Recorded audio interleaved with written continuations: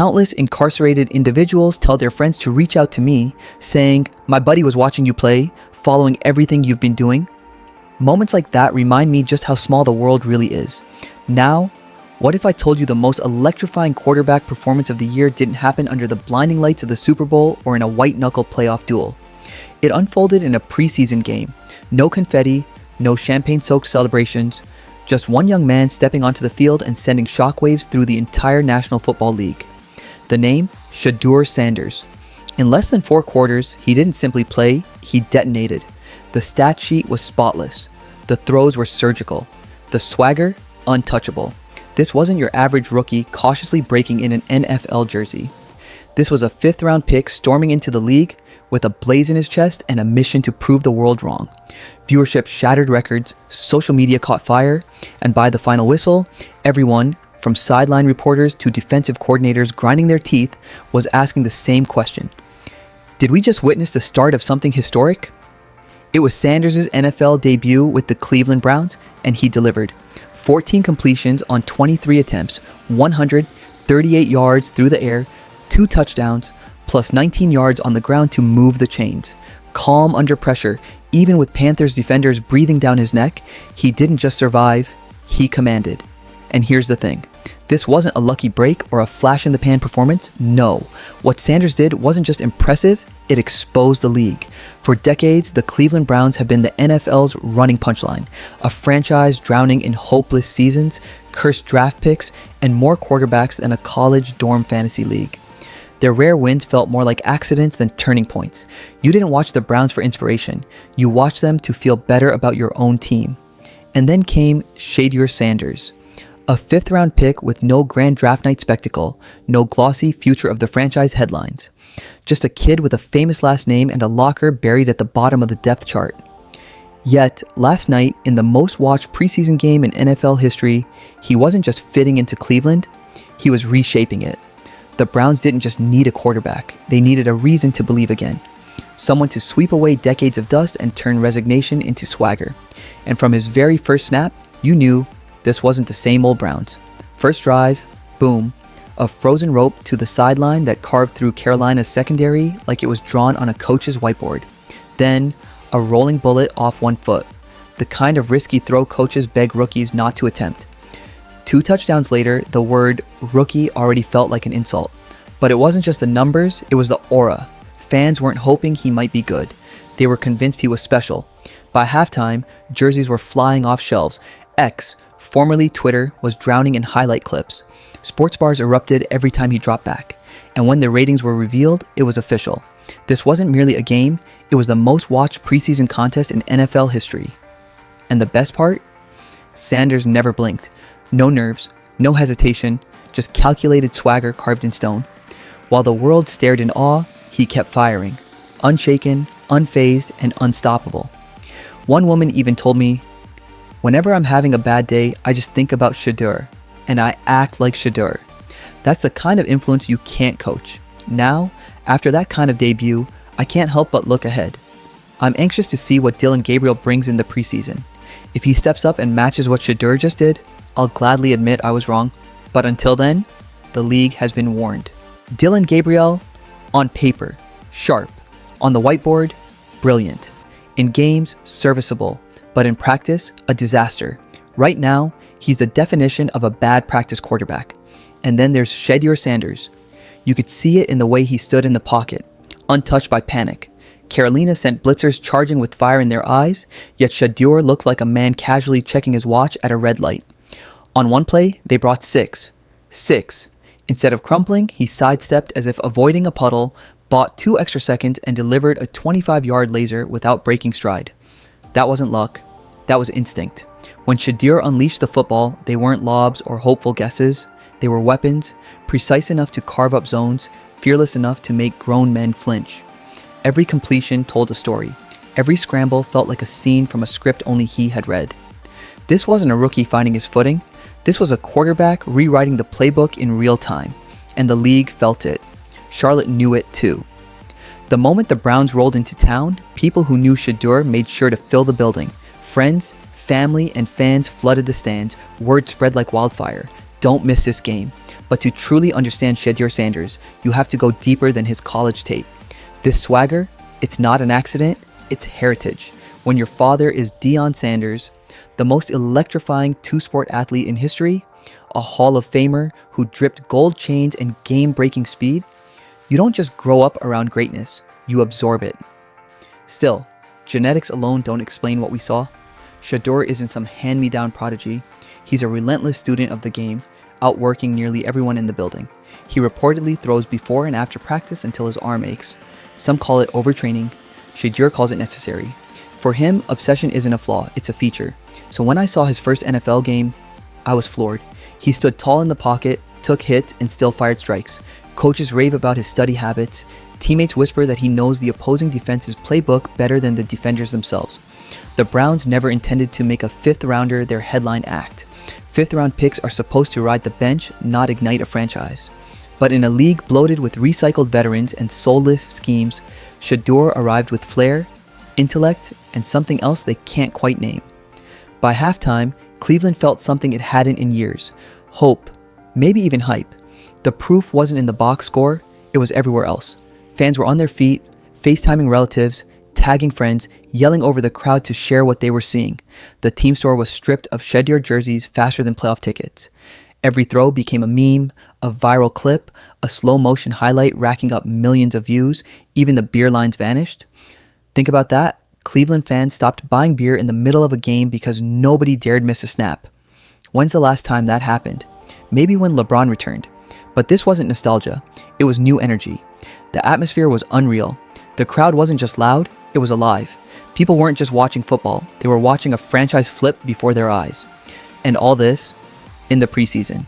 Teams don't turn around overnight unless you've got someone like Shedeur Sanders under center. It started small, in the huddle. Players weren't just lining up, they were leaning in, hanging on his words, locking in like they knew something special was coming. And it showed. The receivers, reborn, running routes like their next paycheck depended on it. Because with Shedeur's throws, maybe it does. Drop one and you're already rehearsing your apology. The offensive line, overnight fortress. Pass protection looked elite, and every time Shedeur's spiral cut through the air, it didn't just arrive, it demanded to be caught. The Browns didn't just find a quarterback, they found a spark, and sparks start fires. And somehow, almost always, it's the black quarterbacks under her microscope. This isn't just a bad moment, it's a pattern, a blueprint. Shedeur is being targeted, and that's not an exaggeration. It's connecting the dots. Remember when Cam Newton was criticized for smiling too much? Or Lamar Jackson mocked for not being media polished enough? Now Shedeur is cocky because he wears designer watches and doesn't flinch when hit with a passive-aggressive question? Let's be honest, if you're sick of watching confident black athletes get dismantled for simply embracing their excellence, hit that subscribe button. We're here to expose it. Because this is the same tired script, recycled over and over again. A young black quarterback walks in with poise and pride. And suddenly, the media feels the need to break him. Label him, humble him, strip the shine off his image. But this time, it backfired. Shedeur didn't lash out. He didn't stumble. He didn't even seem rattled. He responded with poise, the way Deion raised him to. And that's what really caught the haters off guard. They expected immaturity, they got composure. They expected arrogance. They got professionalism. And the internet saw everything. But the media? This is nasty work, man.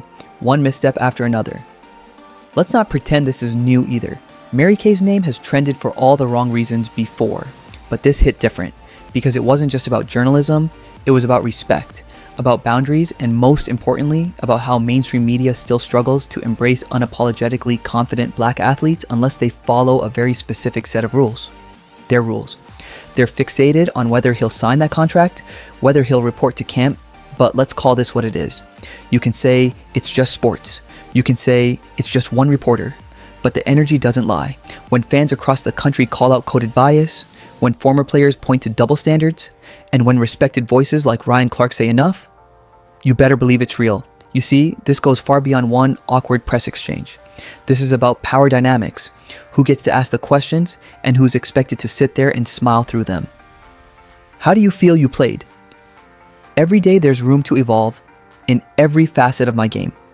Now, Let's address what the mainstream media refuses to acknowledge: the racialized playbook, that invisible, time-worn script running silently through NFL history.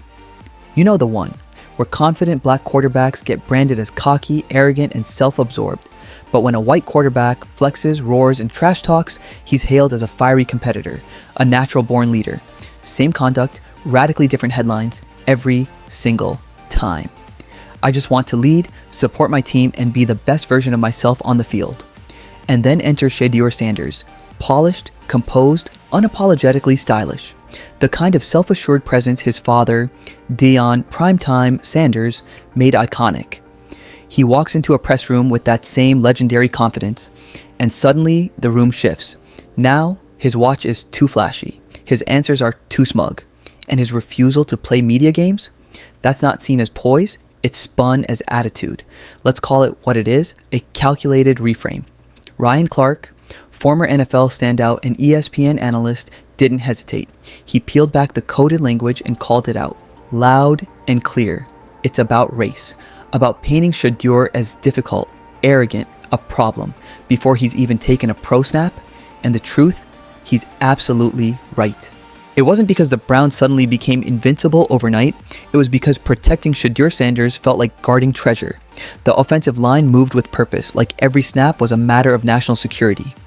Even the defense caught the spark. Hits landed cleaner, tackles cracked louder, players flew across the field like they hadn't felt this alive in years. And up in the press box, people noticed. The Browns weren't just playing harder, they were playing like they expected to win. One preseason performance had reset the heartbeat of an entire locker room. Shedeur didn't just light a spark, he ignited a full-blown wildfire. But behind the roars, the whispers began. If Sanders was this good, why was he still sharing practice reps with backups? Why hadn't the coaching staff committed to him outright? Why were subtle leaks trickling to the media, downplaying his performance? Even Stephen A. Smith went on air, bold as ever, and accused the Browns of sabotaging their own rookie's rise. And this wasn't just wild conspiracy talk. There were real conversations happening among analysts, ex-players, and fans alike. Was Cleveland truly ready for a quarterback like Shedeur? Not just talented, but different, bold, media savvy, loud when necessary, and yes, the son of Deion Sanders. Before last college season, people argued Sanders could go number 1, first overall in the draft. It was between him and Travis Hunter, 1 and 2, 2 and 1. I always leaned quarterback, because Shedeur is that guy. The son of the greatest cornerback, and to me, the greatest athlete to ever play the game. Greatness flows through his bloodline. Deion broke molds, defied control, and wrote his own rules. Shedeur looks ready to do the same.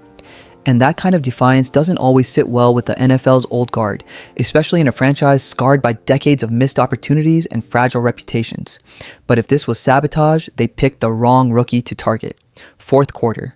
Browns up by 3, the Panthers loading the line, daring Cleveland to play it safe. Most rookies would hand it off, eat the clock, and pray for the win. But not Shedeur Sanders. He took the snap, sold a flawless handoff that sent half the defense sprinting the wrong way, then rolled out with surgical calm. And then, he launched, not just a pass, a missile, a moonshot. It hung in the air long enough to make the crowd stand, gasp, even hold their breath. Then, boom, catch, touchdown, bedlam. The stadium erupted like it was January football. Sidelines exploded, viewership spiked. When the dust settled, the rookie's stat line didn't look like a debut. It looked like a cheat code. Over 300 yards, multiple touchdowns, 0 turnovers, and a passer rating that made analysts rethink everything they thought they knew. That throw wasn't just a highlight, it was the moment. One game, one rookie who wasn't supposed to take over anything suddenly took over everything.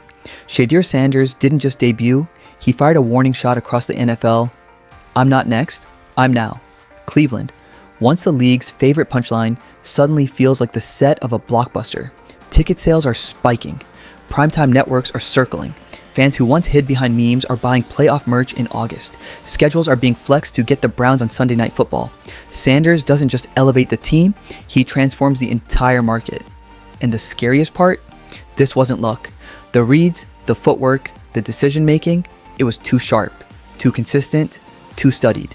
You're either born for this or you're forged in fire. Shedeur Sanders looks like both. The question isn't, can he do it again? It's, who's going to stop him? Because if this is game 1, what happens when he's got 16 more under his belt? the Browns may have stumbled into greatness, or maybe, just maybe, they drafted their franchise savior and didn't even realize it. Either way, the rest of the NFL should be very, very afraid.